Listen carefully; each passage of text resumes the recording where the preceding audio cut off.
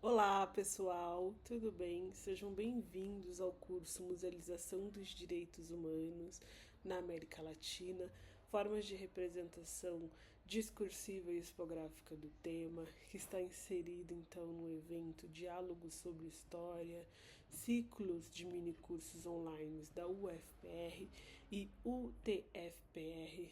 Eu me chamo Carolina Gomes Nogueira. Eu sou doutoranda no programa de pós-graduação em Memória Social e Patrimônio Cultural da Universidade Federal de Pelotas, com um período sanduíche na New York University. E hoje vou estar então ofertando a segunda sessão, do curso para vocês. Eu já expliquei o que significam os logos anteriormente no mini curso da sessão 1 e receio que agora não precise explicar novamente, portanto vou fazer apenas uma descrição da minha pessoa. Eu sou uma mulher negra, meus cabelos estão soltos, meu cabelo é um cabelo cacheado, ele está hoje no formato Black Power. Eu não estou utilizando nenhum adereço e a cor da minha camiseta hoje é preta e ao fundo tem uma parede bege.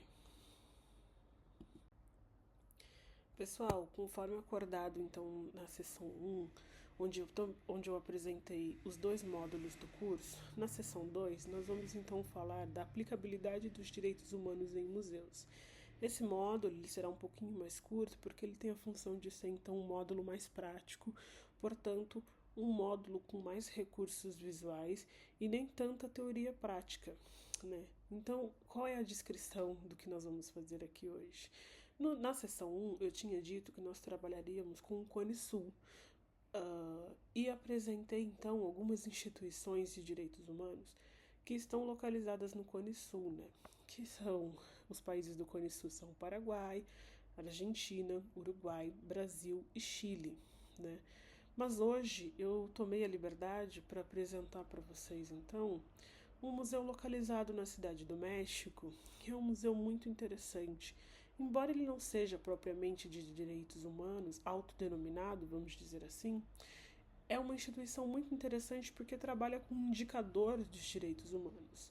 E por isso eu quis trazer então essa instituição para que a gente possa ver outras perspectivas de como trabalhar os direitos humanos no contexto e no campo museal.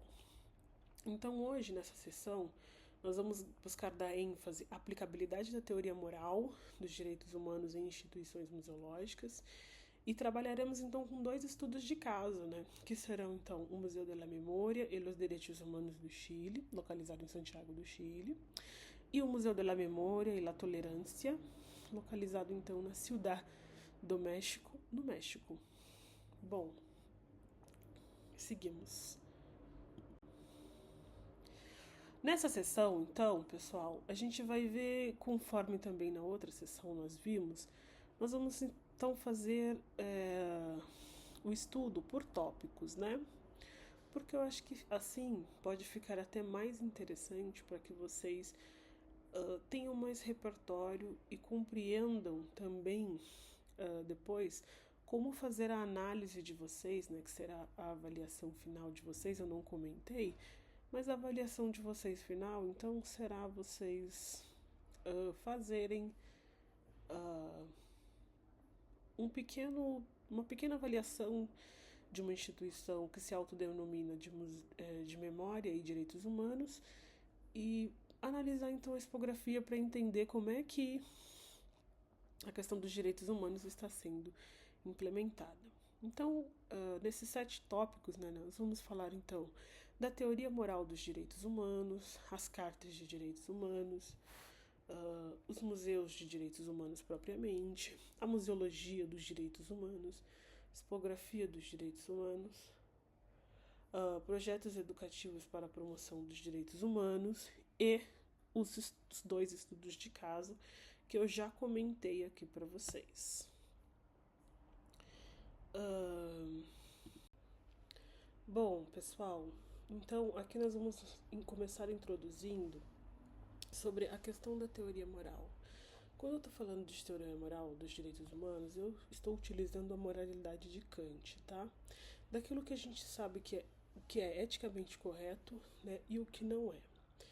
Mas para entender os direitos humanos, né, a gente precisa primeiro entender as origens longínquas, né, das diferentes tradições e filosofias, porque de um lado estão os textos imediatos sobre direitos humanos que nós lemos agora, e de outro tem os textos mais antigos que vão trazer então a questão dos direitos humanos sobre uma outra perspectiva. Os direitos humanos, eles são compreendidos primeiramente a partir de dimensões, né? Então, hoje em dia, arrisco dizer que nós temos 5 dimensões, mas é muito importante que a gente entenda as 3 primeiras dimensões, porque são elas que vão formar a gênese histórica, né, do que é os direitos humanos. Muito importante dizer também que os direitos humanos, eles estão fundamentados na história. Então, a concepção de que os direitos humanos são uma conquista histórica, resultado de lutas pela emancipação e pela liberdade, é uma concepção fundamentada então na história.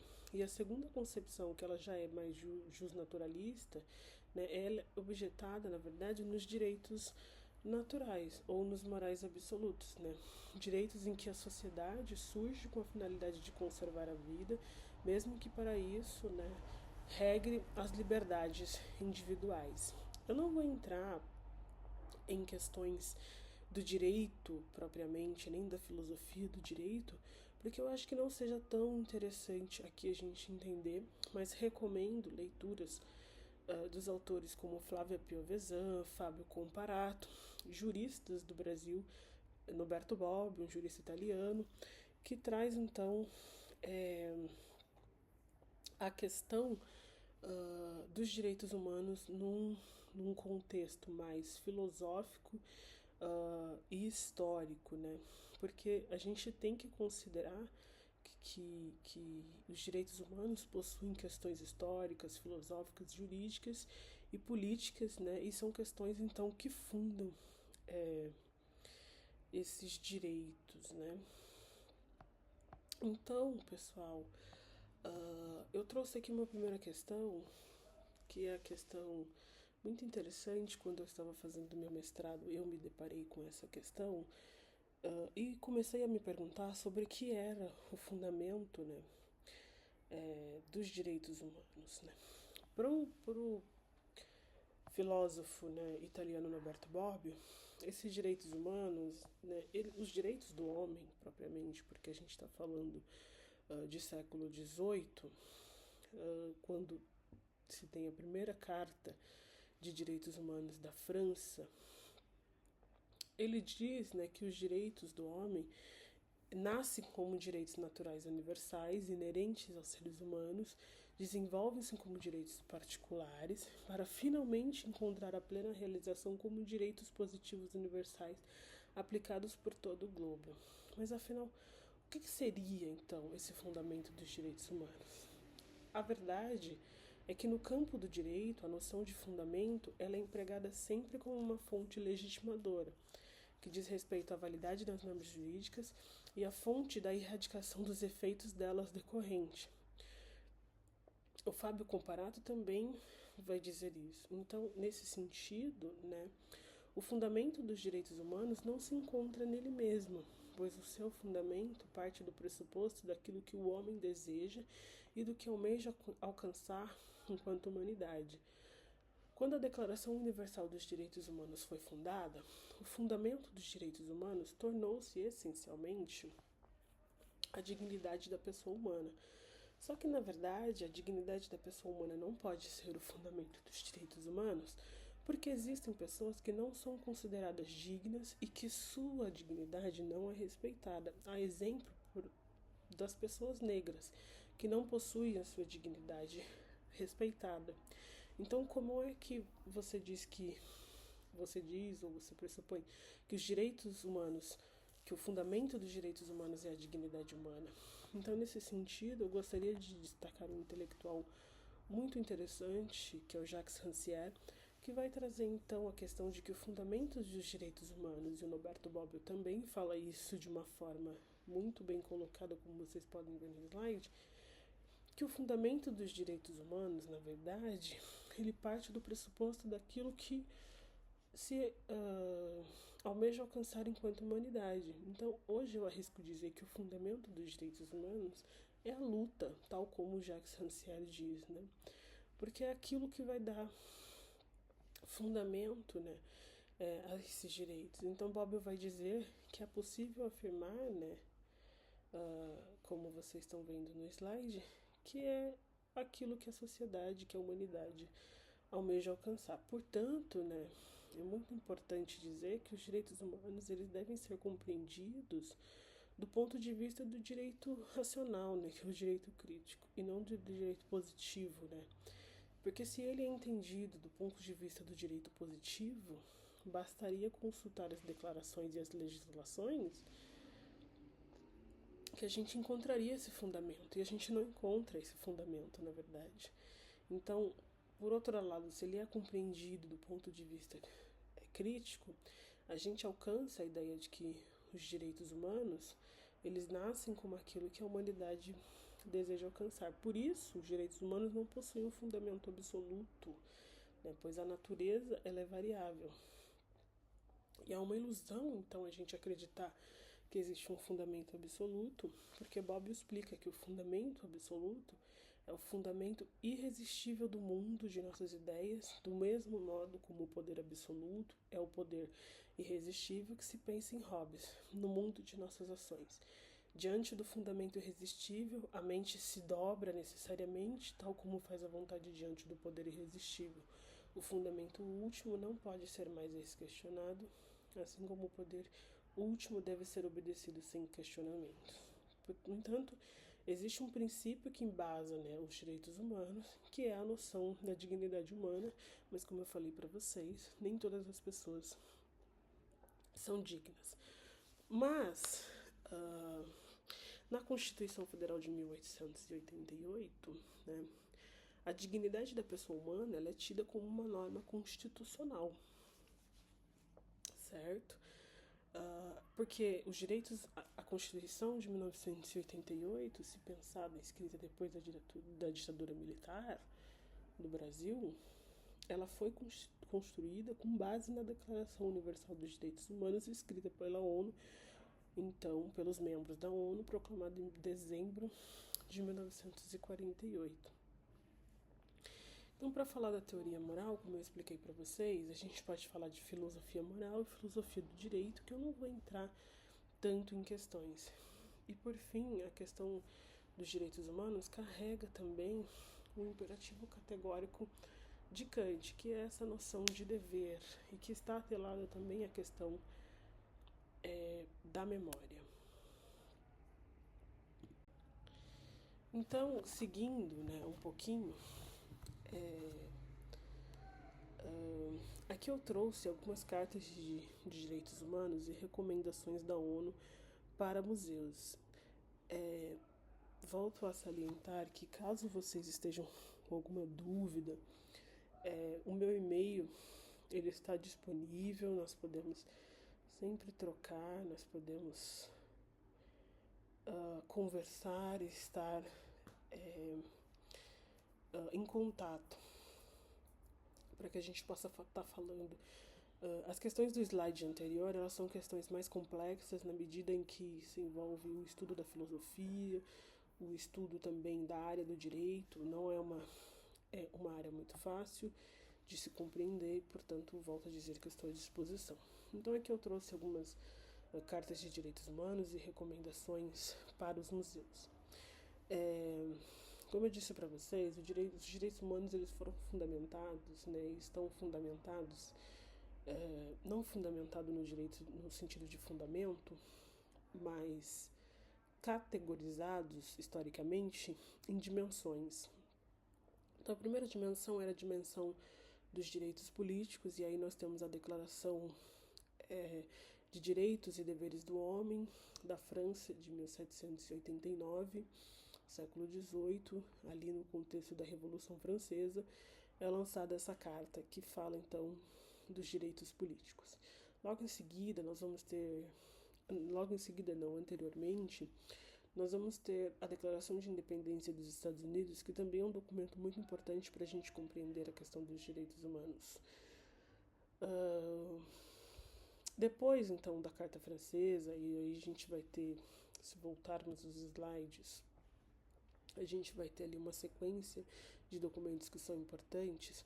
Depois da Declaração da França, após muito tempo, vem então o advento da Segunda Guerra Mundial, a maior catástrofe mundial, né? 6 milhões de judeus mortos, entre outras etnias e grupos também mortos.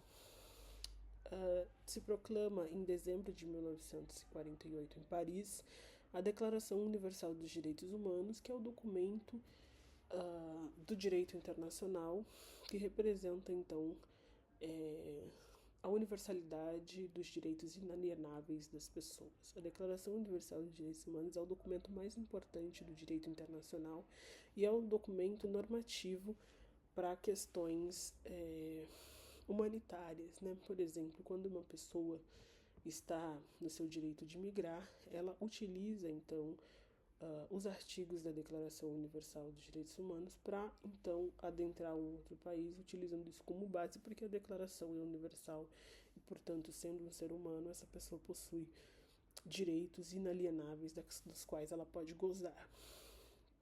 É claro que os países são soberanos e cada qual tem a sua interpretação da Declaração Universal dos Direitos Humanos, mas é muito importante que esse documento seja considerado, pois a ONU possui 193, se eu não me engano, ou pouco menos, me desculpe a confusão, de países signatários que participam então dos conselhos e que respeitam essa carta. É muito importante falar também que nós temos uma Declaração de Direitos e Deveres do Homem, da Organização dos Estados Americanos. Essa carta ela foi lançada antes da Carta da ONU. A Carta da ONU, então, tem referências dessa carta dos Estados Americanos. E é muito importante falar dessa carta porque ela é exclusiva das Américas, né? Um documento que foi criado nas Américas e pouco se fala desse documento, mas nós utilizamos muito essa declaração, não à toa ela foi base então para a Declaração Universal dos Direitos Humanos. Muito importante então que as recomendações dos museus elas sejam trazidas nessa aula, porque os museus, né, pressupõe-se que todo museu é um museu de memória e, portanto, consequente, um museu de direitos humanos, né?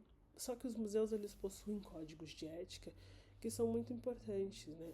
O ICOM, né, que é o Conselho Internacional de Museus, lançou então esse código de ética para museus, que tem diretrizes então, né, para a questão dos direitos humanos, né? E indicadores de direitos humanos, como por exemplo a acessibilidade e a inclusão. Esses são indicadores, né, dos direitos humanos. Então, trazer esse código de ética para que vocês tenham conhecimento é muito importante, né? Outro documento extremamente interessante, lançado em 2017 pela Unesco, muito importante dizer que a Unesco tem papel fundamental na promoção e manutenção dos direitos humanos em todos os museus do mundo, sobretudo nos museus de memória e autodenominados direitos humanos, fez esse documento que se chama Recomendação Relativa à Proteção e Promoção de Museus, Coleções, Sua Diversidade e Seu Papel na Sociedade. Essa recomendação da Unesco é de 2017 e tem um artigo que diz assim: os museus e as coleções contribuem para o reforço dos direitos humanos, tal como estabelecido na Declaração Universal dos Direitos Humanos, em particular no seu artigo 27 e no Pacto Internacional sobre os Direitos Econômicos e Culturais, em particular nos artigos 13 e 15. O Pacto Internacional sobre Direitos Econômicos, Sociais e Culturais é um documento que faz parte da Declaração Universal dos Direitos Humanos, porque se a gente pensar nas três primeiras dimensões, que são os direitos políticos, os direitos sociais e culturais e os direitos difusos, a Declaração Universal dos Direitos Humanos é uma junção desses três documentos. Então, o Pacto Internacional ele é muito importante no sentido de a gente compreender nossos direitos sociais, culturais e econômicos, porque a questão dos direitos sociais, culturais e econômicos ela é uma questão do século XIX, na verdade. Ela não é uma questão do século XVIII como os direitos políticos. Então, é muito interessante também que vocês tenham acesso a esse documento para vocês compreenderem então melhor o funcionamento e o que as organizações internacionais como a Unesco e o ICOM recomendam para que os museus continuem promovendo os direitos humanos. Bom, mas Carolina, o que são então os museus de direitos humanos? Primeiro, cabe dizer que os museus de direitos humanos eles são uma tipologia museológica que surge junto, paralelo com os museus de memória, que é uma categoria museológica, então, como eu disse para vocês, que surge na década de 1980 como um movimento efervescente da memória, memory boom, da crescente documentação do sofrimento humano, em específico da Shoah, do Holocausto, mas também como resquícios e não digo resquícios, mas digo uma continuidade dos memoriais de guerra, uma resposta recomendada pela Justiça de Transição para a criação de memoriais onde foram centros clandestinos, onde houve também a questão da Shoah e assim sucessivamente, genocídios como o de Ruanda, genocídios como o do Camboja. E esses museus eles vão surgindo então, no sentido de se criar lugares de memória, no sentido também da pedagogia da memória e do dever de memória, sobretudo. Então, o que diferencia o Museu de Direitos Humanos dos museus de memória? Na verdade, eles não possuem muitas diferenças, mas o museu que se autodenomina de direitos humanos, ele está preocupado essencialmente com a promoção, então, da cultura dos direitos humanos, Então é muito importante dizer que esses museus eles estão preocupados, em promover essa cultura dos direitos humanos para que as pessoas tenham conhecimento da carta, as pessoas tenham conhecimento dos seus direitos, as pessoas tenham um espaço de luta, um espaço de conversação. É muito importante dizer que esses museus eles se diferenciam sobretudo porque eles seguem uma normativa e eles estão preocupados então em que as pessoas conheçam esses direitos e não necessariamente nessa ordem, mas basicamente como Terence Duff diz em um texto lançado na Unesco, na revista da Unesco 2001, que é essa preocupação em promover a cultura dos direitos humanos, que seria o respeito às culturas, às identidades, o acesso à cultura, à escola, o direito à memória e assim sucessivamente. Nós temos então uma Federação Internacional de Museus de Direitos Humanos. Essa federação, na verdade, ela nasce em Londres, mas nós temos aqui uma divisão na América Latina, da qual o professor Rubem Chababo é diretor, e participam então vários museus de diversas diversas categorias, sobretudo memória política, que estão inseridos e vocês podem pesquisar depois, que são museus então dedicados a promover essa cultura dos direitos humanos. Então são museus de direitos humanos aquelas instituições que promovem o conhecimento e o respeito aos direitos humanos e aos seus diversos indicadores. O que eu quero dizer com indicadores? Por exemplo, a questão do racismo, é um indicador de direitos humanos na medida em que as pessoas que sofrem racismo, elas não possuem o direito à igualdade, Elas sofrem desigualdades, Ou, por exemplo, outro indicador dos direitos humanos muito interessante é a migração. Migrar é um direito humano, Então, o museu que fala de migração, de seus processos e traz a questão dos refugiados, está falando indiretamente, metaforicamente, sobre as questões dos direitos humanos. É por isso que eu disse que todos os museus podem ser considerados museus de direitos humanos na medida em que esses museus trazem indicadores e trazem debates sobre a questão dos direitos humanos. Então, seriam todos os museus de direitos humanos? Sim, se eles trouxerem o debate dos direitos humanos. Bom, Outro aspecto muito importante de ser trabalhado, e aí eu estou partindo mais para o campo das ciências humanas, ciências sociais, me desculpa, é a questão da museologia dos direitos humanos. Então, esse conceito, museologia dos direitos humanos, ele é elaborado, então, pela professora Jennifer Carter. A professora Jennifer Carter é professora da Université do Québec em Montréal, né, da Universidade do Québec em Montreal. E a professora Carter tem livros, né, sobre o debate, então, da museologia dos direitos humanos. A museologia é uma ciência que estuda os museus. Então, a museologia dos direitos humanos seria, então, essa ciência dedicada a explorar o papel da memória e dos direitos humanos nos museus. É muito importante que vocês saibam que existe essa categoria dentro do campo de estudos de museus, porque os museus de direitos humanos, eles se diferenciam, né, do museu tradicional na medida em que as suas coleções são diferentes, a sua forma de produzir conhecimento é diferente. A gente está falando de uma expografia da dor, nós estamos falando de seres humanos, memórias e entre outros. Sobretudo a memória do trauma, que não é uma memória fácil, é uma memória dolorosa. E nós estamos então com o objetivo de educar e conscientizar para o futuro. Esse é um campo relativamente novo, né? A professora Carter vem estudando isso desde 2013. Recentemente, no ano de 2023, ela lançou um livro muito interessante, do qual estou utilizando também para construir a minha tese. A minha tese é sobre museus de direitos humanos no Brasil e nos Estados Unidos. Foi por isso que eu fui fazer também o doutorado sanduíche. No entanto, a linguagem que se usa de direitos humanos ela é muito diferente no mundo, portanto, ter essa ciência específica ela é muito importante porque ela ajuda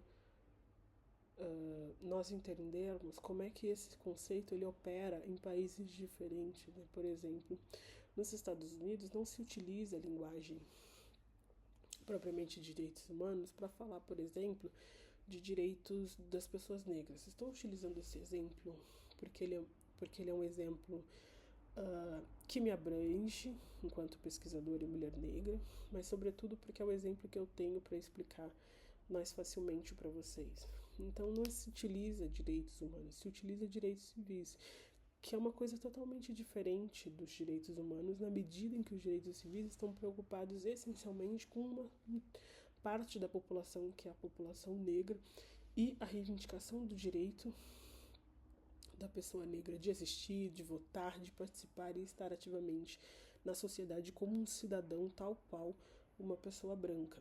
Então, quando a gente fala em museologia dos direitos humanos, é muito importante que a gente entenda que tem essa ciência e que dentro dessa ciência nós vamos ter diversos entendimentos do que é, então, museus e direitos humanos e museus de direitos humanos em países diferentes. Vocês me desculpem que eu não esteja falando muito das imagens para vocês.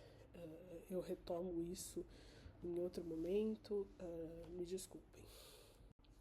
Então aqui eu trouxe a questão da expografia dos direitos humanos. Essa é uma exposição que aconteceu no Museu da URGS, né, da Universidade Federal do Rio Grande do Sul, entre agosto de 2011, né, no qual essa instituição recebeu a exposição itinerante Direitos Humanos e Imagens do Brasil. Ela era composta por 60 imagens que contavam então a história da luta pela conquista dos direitos humanos no Brasil, sobretudo no período da ditadura militar, né, pensando que a ditadura militar, o golpe aconteceu em 64 e nós tivemos então a Carta da ONU proclamada em 1948, com pouca difusão. Os direitos humanos só ganham essa dimensão a partir do momento em que surgem os museus de memória e, consequentemente, é preciso retomar essa questão dos direitos humanos, porque na sequência da Segunda Guerra Mundial começou-se a Guerra Fria.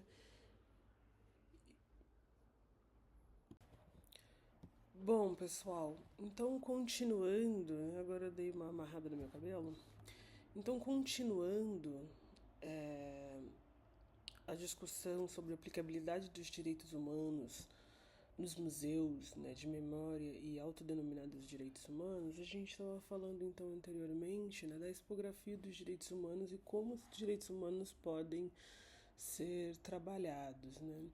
Na minha dissertação, eu pude aferir que os direitos humanos eles são trabalhados essencialmente via expressão artística. E aí entram diversas formas, né, de expressão artística, como por exemplo a fotografia que nós vimos na lâmina anterior, né?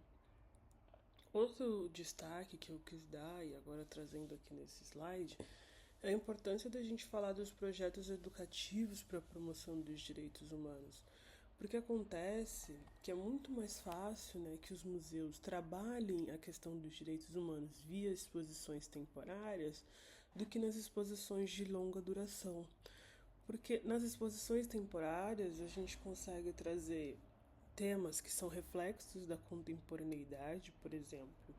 A gente consegue falar dos movimentos migratórios e de como isso impacta as sociedades, a cultura, a memória, entre outras coisas.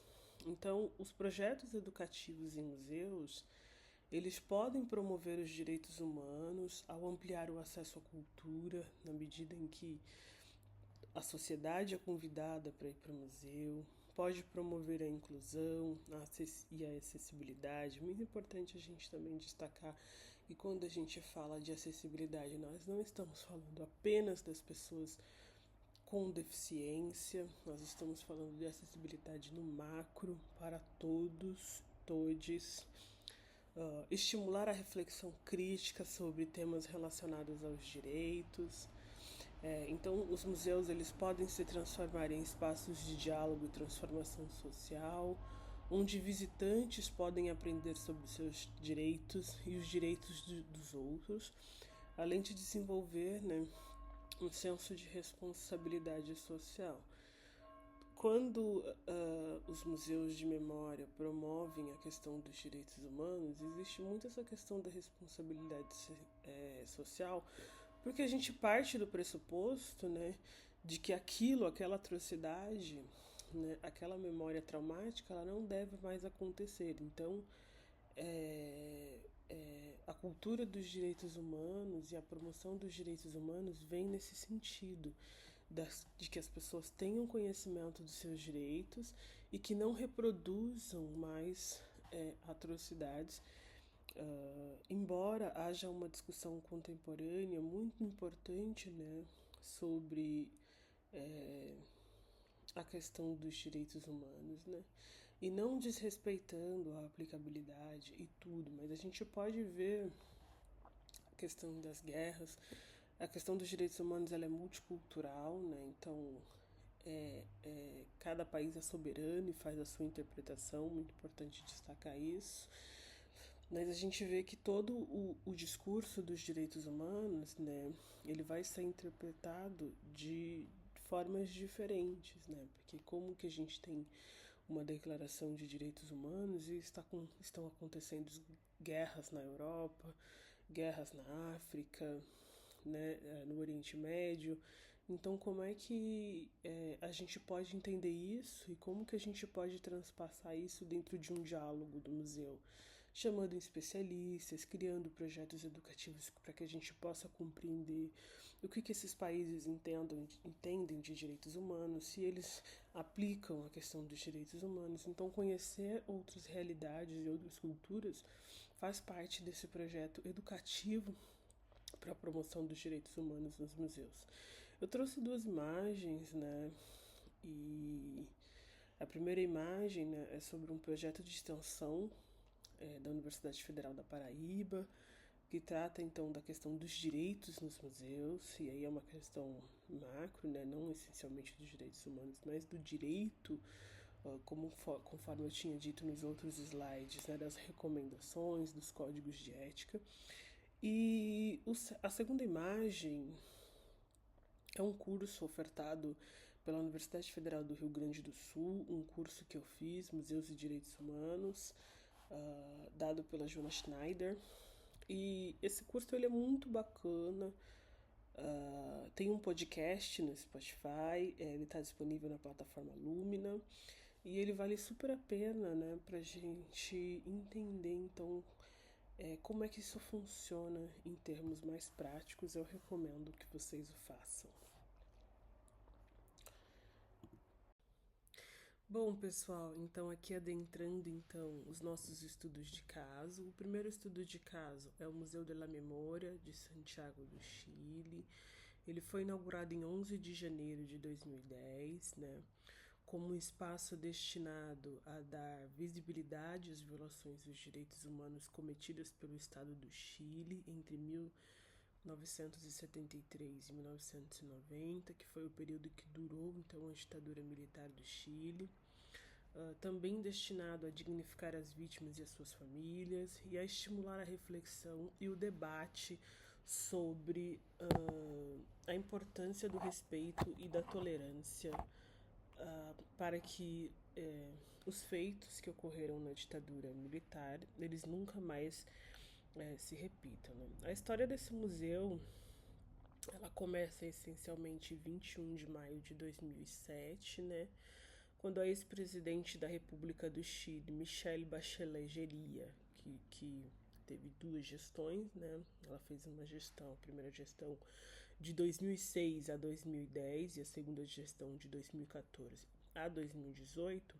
Ela anuncia, né, em uma mensagem presidencial no Congresso a criação desse museu, né? Então, a mensagem da presidencial, né, da Michelle Bachelet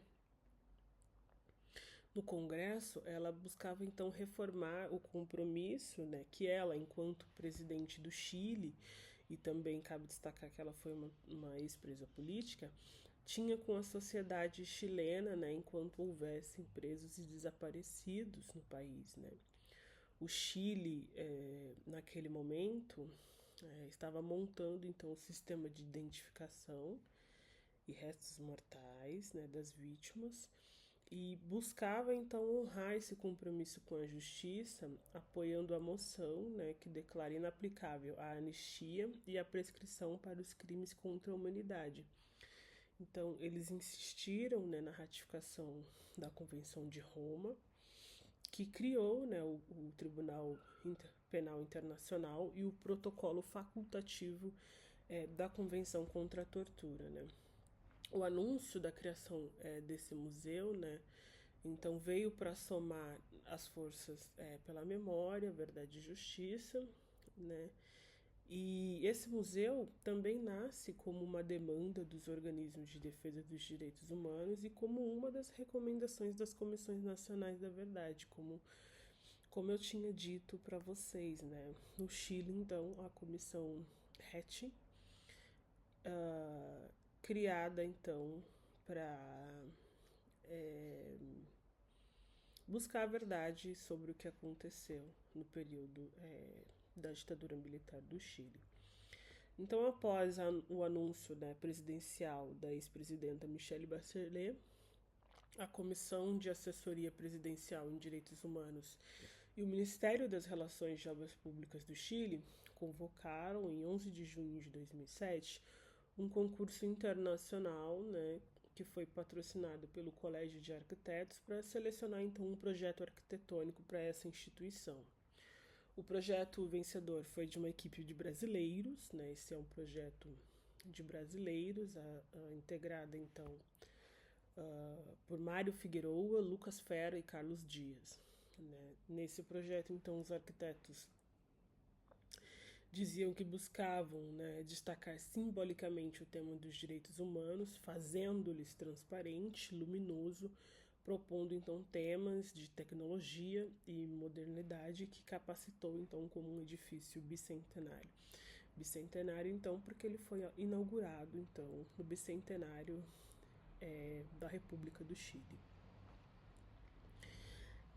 Então esse edifício ele foi construído na Praça da Memória, ele tem um corpo de 80 metros de comprimento por 18 de largura, e ele utiliza em sua composição basicamente, como a gente pode ver, aço, concreto, pedras e vidro temperado e laminado. Esse edifício então ele está suspendido sobre a praça, né, como a gente pode ver aqui nessa segunda imagem, e ele é edificado sobre a forma de um cubo de vidro que parece estar levitando sobre as fontes de água. Então, nas duas laterais tem fontes de águas que infelizmente vocês não podem ver, mas depois quando vocês forem pesquisar essa instituição na internet, vocês vão poder estar visualizando. A instituição, então, o edifício ele é organizado em 3 pavimentos, e o museu conta com sala de exposição, cafeteria, auditório, galeria e entre outros. Essa instituição ela é muito interessante e optei por escolher como estudo de caso pelas distintas circunstâncias, né, na qual ela se inscreve. Né? Essa é a maior instituição, né, o maior museu de memória e direitos humanos da América Latina. Né? E eu fiz essa pesquisa, né, no mestrado, foi tema da minha dissertação de mestrado, e eu buscava então identificar quais eram as formas expositivas do tema dos direitos humanos na exposição permanente dessa instituição e também nas exposições temporárias, né? E eu constatei que o meu problema de pesquisa ele seria melhor respondido se eu observasse o tema dos direitos humanos em exposições temporárias, na qual naturalmente essa temática pode ser melhor visualizada e trabalhada. Então, esse museu, né, busca essencialmente trazer a questão dos direitos humanos através da expressão artística. Isso foi muito bem estudado nas 3 exposições nas quais eu fiz análise. Eu fiz análise de 3 exposições, né, sendo uma de fotografia, uma do artigo 25, também de fotografia, uma de um artista alemão, e uma sobre a ditadura e as crianças, essencialmente, né? Então, pensando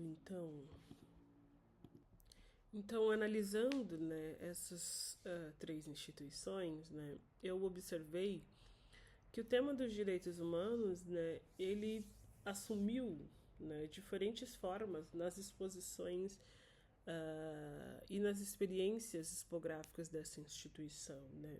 E a forma de exteriorização mais recorrente é a expressão artística, que a gente vê desde o lado de fora do museu até adentrar a instituição, né? Se a gente observar esse cubo, as formas geométricas, quem está dentro do museu consegue ver todo o espaço da Praça da Memória por fora, e aí abaixo do museu tem um muro que tem a Declaração Universal dos Direitos Humanos.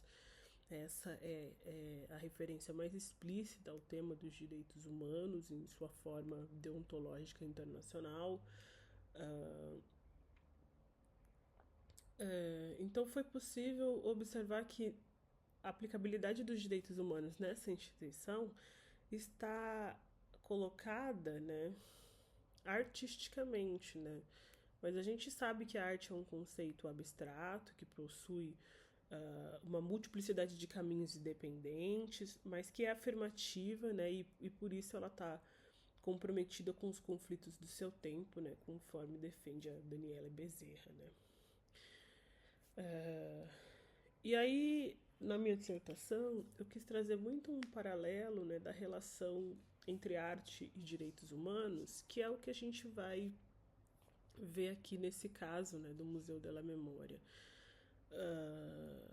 A relação entre arte e direitos humanos, né, remonta às grandes revoluções do século XVIII né? Quando essas declarações de direitos elas começam a surgir e com elas representações iconográficas de alguns conceitos que balizam, né, os direitos humanos, né?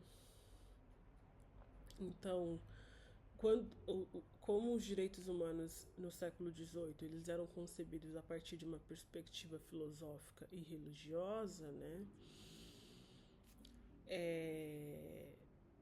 E isso vai mudando, né? Depois, né? Com o passar do tempo, é possível então dizer que essa relação, na verdade, ela é sugerida, né? Porque se o século XVIII nós tínhamos então essa relação com religião e filosofia, agora, né, no século XX, nós temos uma relação então com a arquitetura. E ela está contida em diversos outros suportes de expressão artística, como a literatura, a pintura, a música, o teatro, o cinema, né, entre outras coisas. Então, como a arte como um princípio corolário, né, ela vai ter o poder de sensibilizar e apelar para os sentidos e representações, né, dos direitos humanos, porque vai invocar empatia e nos ensina a sentir com a dor do outro. Então, quando a gente vai nesse museu e vê as fotografias, os depoimentos de tortura, entre outros, a gente vai criando uma dimensão empática que nos faz então buscar nessa rendição pela condição humana, né? Como é possível eu torturar o meu semelhante? Como é possível eu maltratar o meu semelhante? Então essa é a reflexão que se faz através da arte, essencialmente através da imagem. Então a arte é utilizada para a aplicabilidade dos direitos humanos na medida em que pode ser um instrumento de protesto, de sensibilização, de expressividades e subjetividades, né? Porque a gente está vendo aí esse museu, ele tem uma forma abstrata e isso nos faz, né? Nos ensina sobre o quão difícil pode ser interpretar esse tema, né? Mas eu destaco também que a inserção da arte no campo da memória é caracterizada pelos tempos modernos, né? E essa inserção, ela se deve, sobretudo, porque a arte tem que cumprir um papel ético, né, de revisitar a memória. Então, aqui a gente tem um edifício mega artístico que tem o objetivo, então, de revisitar uma memória da dor, né, de atualizar e fazer aflorar, né, novas indagações, né. Então, no que se refere, né, aos museus de memória, essencialmente, a arte acompanha essas instituições, né, desde a arquitetura, repleta então de formas geométricas complexas, até a expografia que busca transformar em possibilidade, né, o compartilhamento do não vivido, né. Então, utilizar os direitos humanos através através da expressão artística, né, permite que a arte ultrapasse então a distância, né, temporal e pessoal para chegar à experiência da violência, né, e auxilia os visitantes também a entenderem a dimensão política do reconhecimento atinente, né, às memórias de eventos traumáticos. O uso da expressão artística nesse sentido é antes de tudo uma tentativa de responder, né, a questão sobre o que fazer, né, com os lugares que foram palcos de eventos catalisadores. Então a arte, na verdade, ela vai surgir, né, como uma alternativa possível de oposição à repetição do evento traumático e do esquecimento, né, uma alternativa capaz de pensar, evocar e representar o trauma, né, através de uma forma simbólica. Por isso que a expressão artística ela é comumente utilizada nessas instituições, né, porque ela pode assumir então essa função imaginativa, capaz de reconstruir os elos perdidos a partir do momento em que ela consegue sugerir novas imagens, né? Então, como os direitos humanos são utilizados nessa linguagem, né? Acho que a minha explicação ficou clara, né? Escolhi essa instituição porque ela foi, então, objeto de estudo no meu mestrado, mas também porque ela é uma instituição muito interessante de se observar. É uma instituição que traz, então, a Declaração Universal dos Direitos Humanos em seus muros, onde é a base, né? É que tem uma leitura muito bonita, né? A Declaração Universal dos Direitos Humanos é a base que sustenta a instituição. Por isso que eu escolhi essa instituição e peço para que vocês observem também com os seus próprios olhos e façam uso da sua percepção para interpretar como que os direitos humanos estão sendo trabalhados, né? A segunda instituição que eu quis trazer, e essa é particularmente também uma instituição muito interessante, porque nasce de uma iniciativa privada, tem um padrão estético muito parecido com a instituição anterior, né, de formatos cúbicos, cimento, construção de cimento e aço. Mas essa instituição, né, busca trazer então a questão dos genocídios, né, ocorridos no século XX, com um foco muito grande na Segunda Guerra Mundial e nos genocídios dos judeus e demais etnias. E essa instituição está localizada no México. E é uma instituição muito interessante. Eu não vou dar muito detalhe delas, eu vou sugerir elas como parte da avaliação final de vocês. Peço que vocês então façam uma análise dessa instituição ou de qualquer outra que vocês escolherem, mas essa é a minha sugestão, porque essa é uma instituição muito interessante e ela representa em diversos níveis tudo aquilo que nós discutimos, né, durante esse ciclo de minicursos.